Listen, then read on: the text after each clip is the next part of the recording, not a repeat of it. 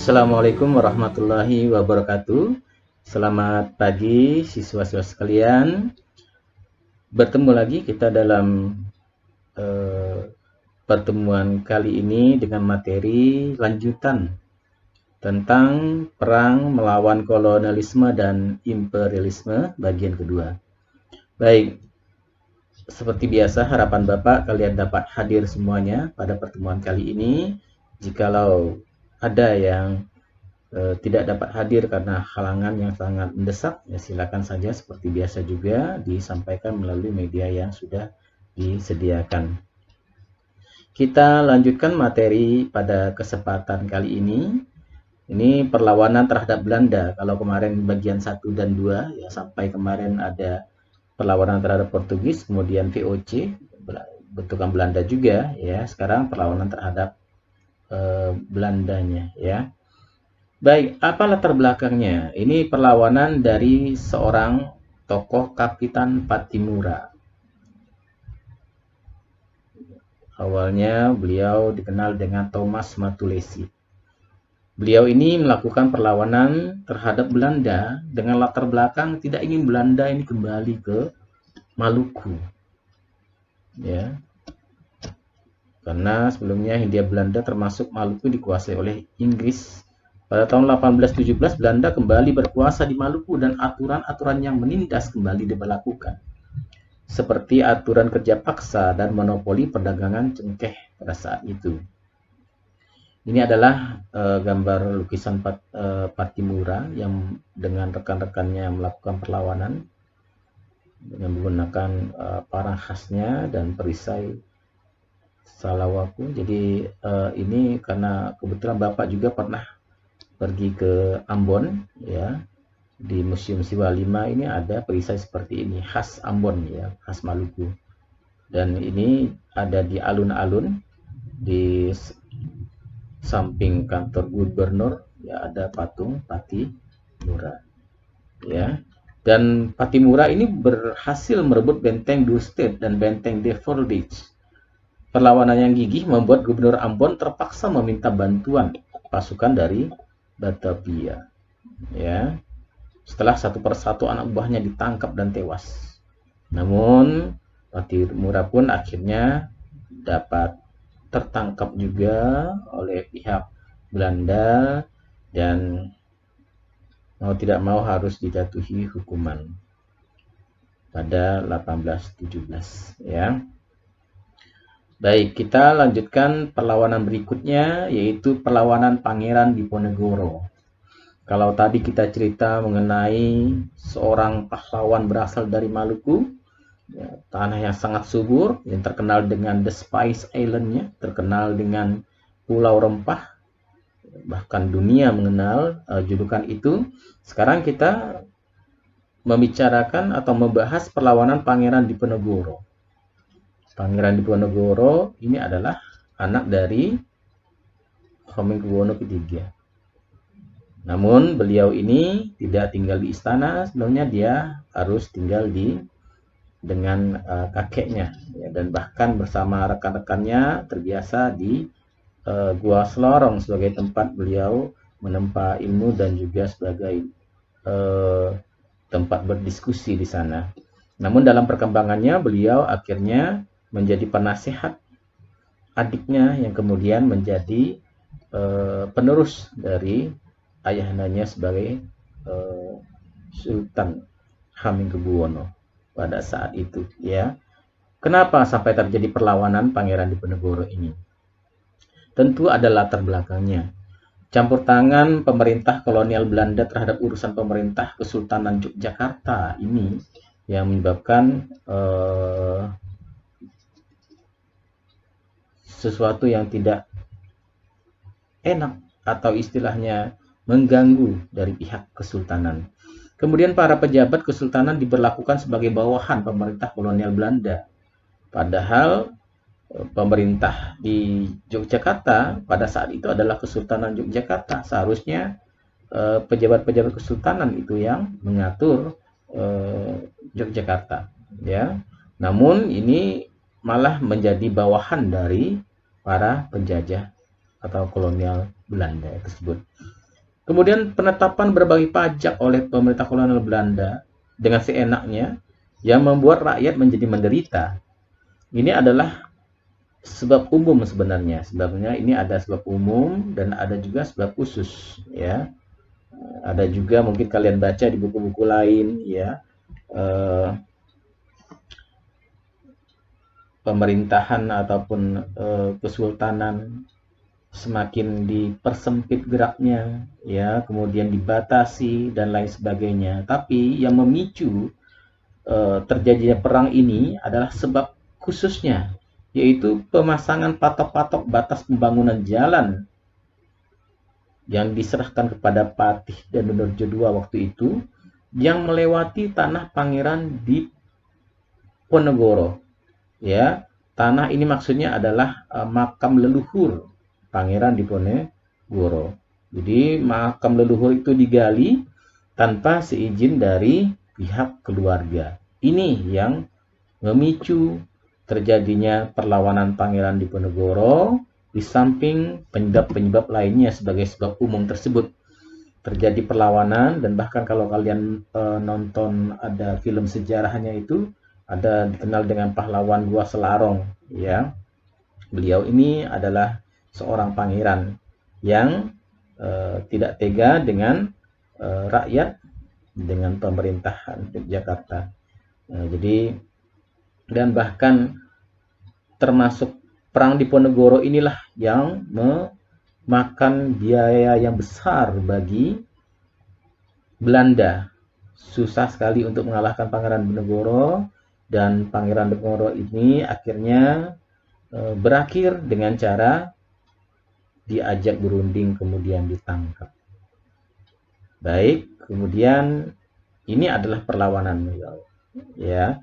Lukisan Nicolaus Heinemann yang menggambarkan penangkapan Pangeran Diponegoro ini.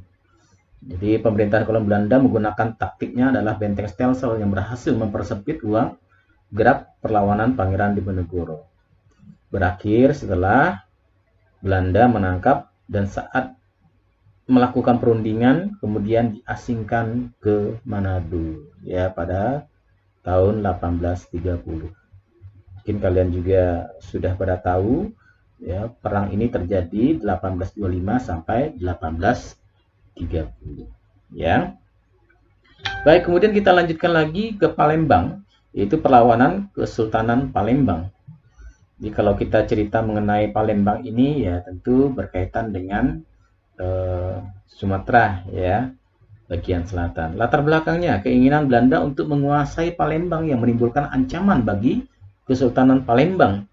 Bahkan Sultan Badarudin sebagai pemimpin pada saat itu memimpin perlawanan terhadap pemerintah kolonial Belanda dengan menyerang benteng-benteng pertahanan Belanda. Dan akibat perjanjian Tuntang 1811, kedudukan Belanda digantikan oleh Inggris. Inilah nanti kenapa sampai Inggris itu datang ke Indonesia.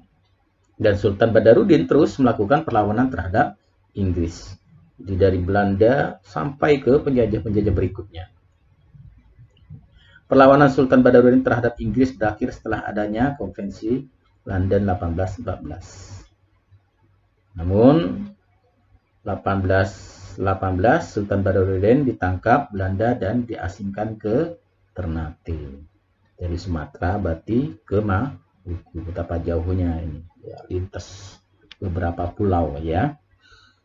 Baik, kita lanjutkan lagi perlawanan Tuanku Imam Bonjol. Sering mungkin kalian mendengarkan tentang Tuanku Imam Bonjol. Beliau adalah seorang imam di daerah Bonjol yang mengimami masyarakatnya yang dikenal dengan kaum Padri. Kenapa sampai terjadi perang melawan Belanda? Diawali masalah adat.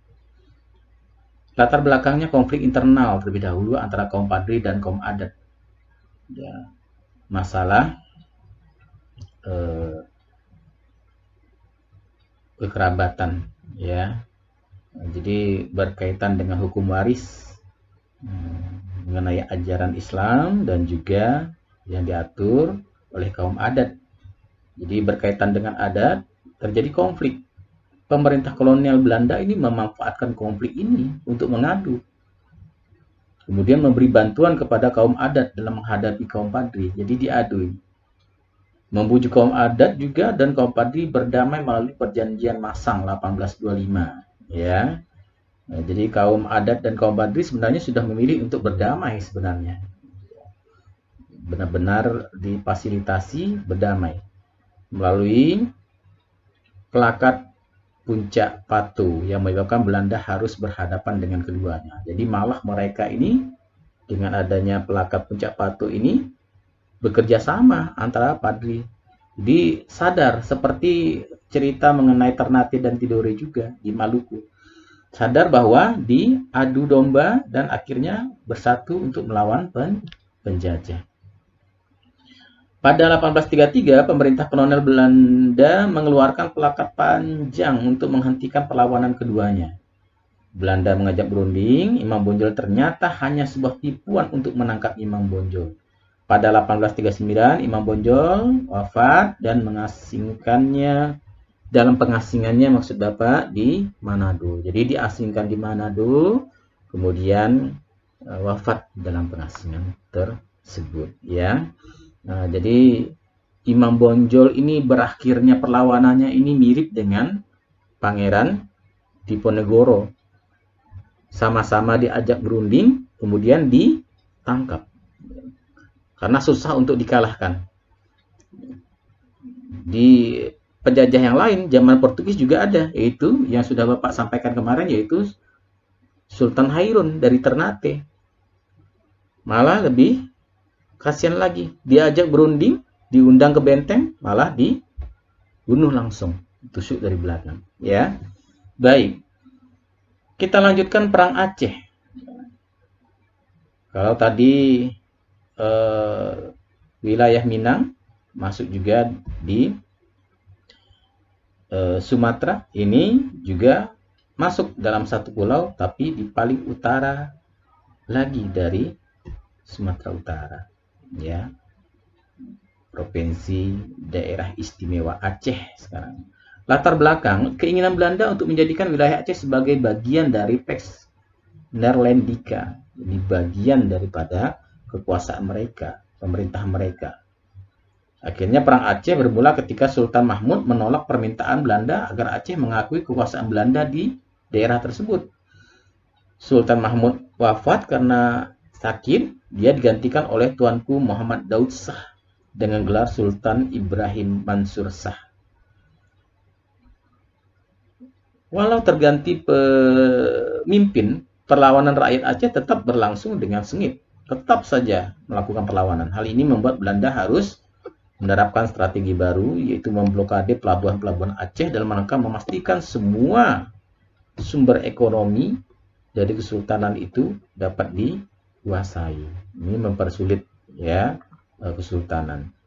Jadi untuk perang Aceh ini Bapak yakin juga kalian tahu ya, selain ada tadi disampaikan Sultan Ibrahim Mansur Shah ya, kemudian ada lagi Sultan Mahmud sebelumnya.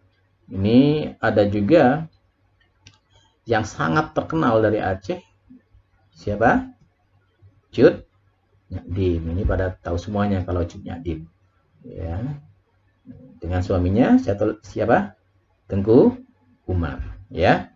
Jadi perjuangan rakyat Aceh sangat sulit untuk ditaklukkan hingga akhirnya berkonsultasi dengan orientalis Belanda, Snouck-Hortet. Belanda menerima saran Snouck dengan mengadu domba kaum bangsawan. Uli Balang ini diadu dengan kaum ulama. Maka pernah terjadi dulu diadu domba ya.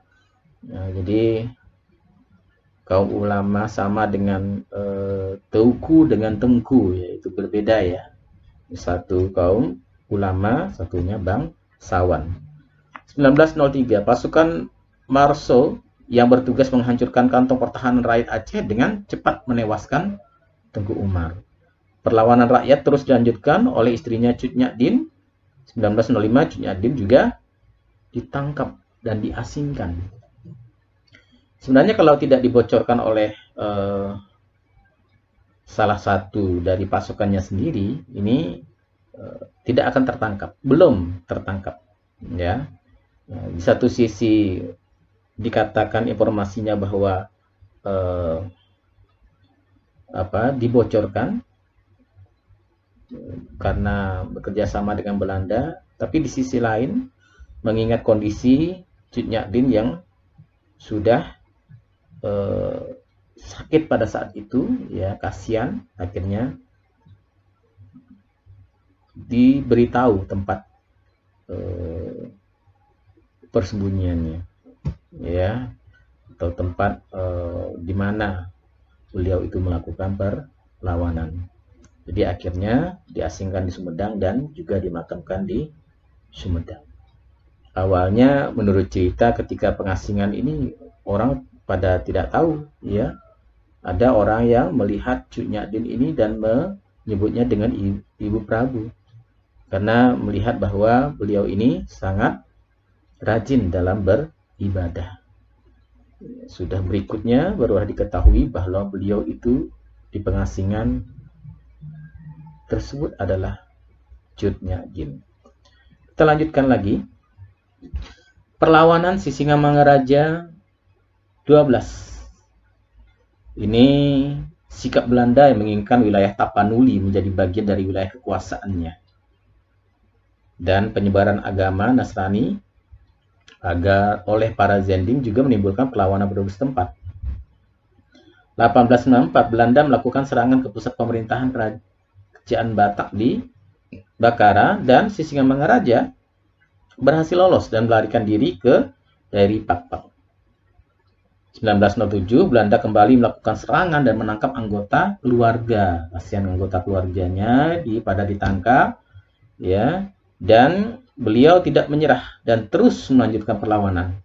Namun 17 Juni 1907 Sisingamangaraja akhirnya tewas dalam pertempuran, ya.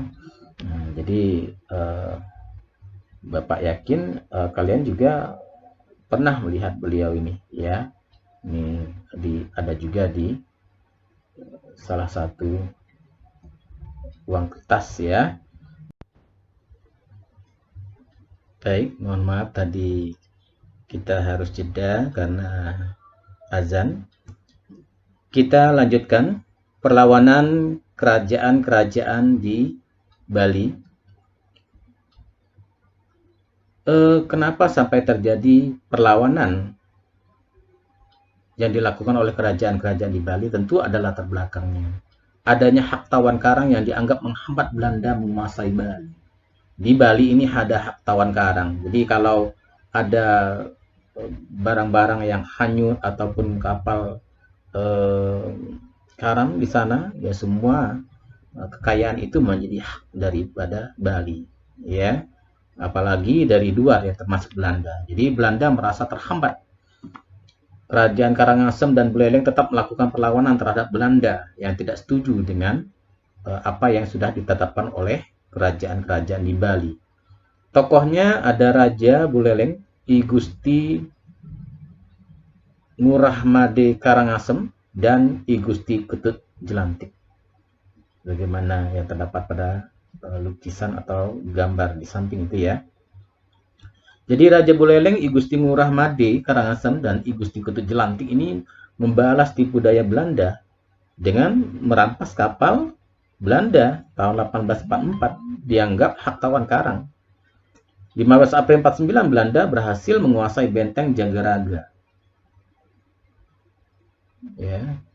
Jadi perlawanannya sampai di sana dan perlawanan rakyat Bali ini memang luar biasa, ya, sampai juga ke titik darah penghabisan. Jadi itu perlawanan-perlawanan di Bali, dan bahkan di Bali itu terkenal dengan dalam perang yang berbeda, dikenal juga dengan perang puputan, ya. Jadi sampai habis-habisan. Ya, baik, kita lanjutkan. Perlawanan Kesultanan Banjar. Jadi kalau Banjar ini masuk Kalimantan, ya. Jadi di Kalimantan, terutama di Kalimantan selatan ini terjadi pertempuran. Sebenarnya di daerah-daerah lain juga terjadi pertempuran. Hanya saja kita ambil beberapa yang mewakili dari berbagai daerah di Nusantara atau di negeri kita tercinta Indonesia ini. Monopoli perdagangan Belanda di Kalimantan yang sangat merugikan pedagang pribumi. Beban pajak juga kewajiban Rodi terhadap rakyat yang memberatkan. Intervensi Belanda terhadap urusan internal kerajaan Banjar. Dan bahkan Belanda ini menguasai Kalimantan. Ya, ingin sekali dia menguasai Kalimantan yang kaya akan hasil tambang. Kalimantan itu tambang, kayu, ya rempah juga subur sebenarnya. Walaupun tidak seterkenal Maluku, ya. Tokohnya ada Pangeran Antasari, jadi dari Panembahan Amiruddin Khalifatillah Mukminin, dan Pangeran Hidayatullah. Pangeran Hidayatullah ini ditangkap dan akhirnya diasingkan ke Jawa sana, ke Bogor 1862. Ya, jadi pada 28 April 62 ini terjadi pertempuran Pangrangon yang dianggap sebagai awal perang Banjarmasin juga dulu. Ya. Jadi Pangeran Antasari kemudian wafat karena sakit yang dideritanya. Ini pelanjut beliau ini ya. Baik, kita ke bagian berikutnya, dampak penjajahan bangsa Eropa. Sekarang dampaknya. Tentu banyak sekali dampak-dampak negatif ya. Kesengsaraan dan penderitaan ini tetap dialami oleh bangsa Indonesia akibat dari penjajahan. Namun kita yang belajar sejarah tetap harus mengambil hikmahnya ya. Nah, jadi hikmah tetap kita ambil, tapi kita juga wajib tahu, harus tahu juga betapa pengaruh atau dampak-dampak dari kolonialisme dan imperialisme tersebut. Di bidang politik, jabatan pemerintah pusat dipegang oleh bangsa Eropa waktu itu, sedangkan bangsa pribumi hanya menempati jabatan kecil. Ya, jadi jabatan-jabatan di atas semuanya mereka. Kita ya seperti membantu saja. Ada juga jabatan ya tetap di bawah mereka. Bidang hukum, penggunaan istilah-istilah hukum berbahasa Belanda masih dapat kita temukan dalam hukum Indonesia. Misalnya ada on slave untuk istilah lepas dari segala tuntutan hukum dan lain sebagainya ya. Masih kita ya tetap ada ini ya, ada pengaruhnya. Dari sekian banyak akibat negatif, kita masih mendapatkan beberapa ilmu dari bangsa-bangsa asing tersebut. Bidang ekonomi, pemerintah kolonial telah menetapkan kebijakan sistem tanam paksa, sewa tanah, ekonomi uang dan kerja kontrak juga dari mereka. Bidang sosial, pengaruh kolonialisme dalam bidang sosial dapat kita temui dalam bidang pendidikan, gaya hidup, ya, dan di sini disebutkan bahasa, ya. Memang ada beberapa orang bahasa. Namun kita itu yang perlu kita syukuri. Ratusan tahun kita dijajah Belanda, tapi dari segi bahasa kita tidak terlalu terpengaruh. Bahasa di sini maksudnya adalah bahasa-bahasa yang melekat di hukum kita, ya, di tulisan-tulisan yang ada. Ya, sedangkan kita kalian boleh lihat saja ya, nama-nama bangsa Indonesia jarang sekali. Dari sekian lama dijajah tetap saja pakai menggunakan nama asli bahasa Indonesia ya, berkaitan dengan latar belakang agama dan lain sebagainya ya. Nah, jarang sekali menggunakan nama-nama Belanda. Kemudian hingga saat ini penggunaan kosakata Belanda dan Portugis ada yang diserap dalam bahasa Indonesia. Ya, tentu ada ya. Backleading jadi bengkel, Portugis manteiga menjadi mentega ini ya, ada berapa juga. Tidak hanya yang menjajah ya, yang tidak menjajah pun kadang ya masuk juga ya bahasanya ya, sesuai dengan keperluan ya kan. Baik ya, sama dengan sejarah ya, berasal dari sajaratun ya, bahasa Arab tapi bukan penjajah ya. Baik, bidang budaya. Dalam bidang arsitektur terdapat gaya arsitektur Indisi, yaitu bangunan dengan perpaduan gaya asli Indonesia dan kolonial Belanda. Ya, ini oke saja, ya ada beberapa bangunan dan bahkan memang peninggalan mereka ada di daerah Jawa sana, di Bogor, ya, Jakarta dan beberapa daerah lainnya. Dan bahkan di daerah di Kalimantan juga ada seperti contohnya jembatan, ya masih ada jembatan-jembatan zaman Belanda dulu. Baik, kita lanjutkan. Ini adalah sekedar berbagi pengalaman saja, dokumentasi saat Bapak ini pernah ke Benteng Amsterdam, Ambon. Ya, jadi peninggalan Portugis dilanjutkan lagi oleh Belanda, ya VOC. Ya, jadi ini bentengnya berada di tepi laut. Kalau kemarin kita Bapak ceritakan ketika di Sulawesi ada benteng Rotterdam, itu memang tidak pas di tepi laut. Jadi depannya ada jalan, tapi tidak jauh juga laut. Itu apa? Ya, salah satunya ngambil rempah-rempah dan membawa ke negaranya. Ya, apalagi zaman dulu juga ya transportasi untuk jauh itu ya tentu menggunakan kendaraan laut, ya kapal layar. Nah, jadi wajar kalau benteng-benteng kebanyakan berada di tepi laut. Ini seperti ini. Ya, ini museumnya ada Museum Siwa 5. Ada peninggalan POC seperti yang ada pada gambar di bawah itu. Ada pakaian-pakaian POC yang terbuat dari besi.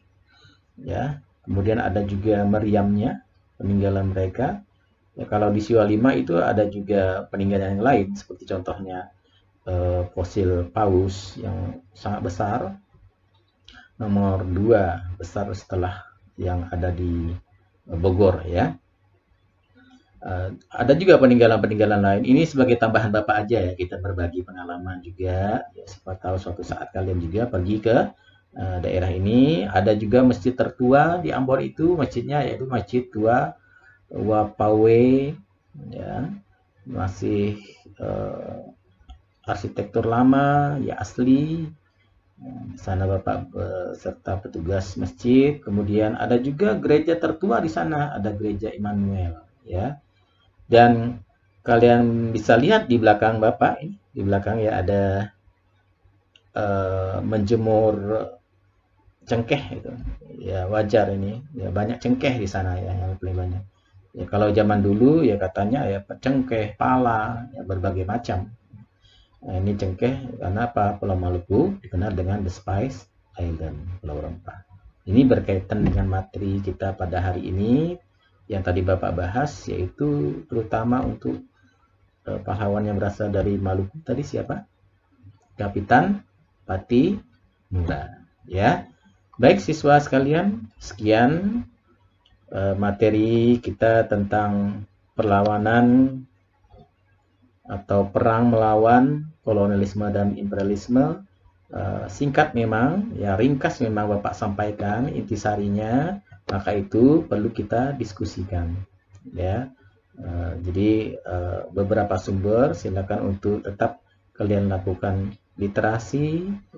Kemudian kita boleh tanya jawab di media yang tersedia, yaitu media daring Classroom. Baik, sekian pertemuan kita pada kesempatan kali ini. Bapak akhiri. Selamat siang. Assalamualaikum warahmatullahi wabarakatuh.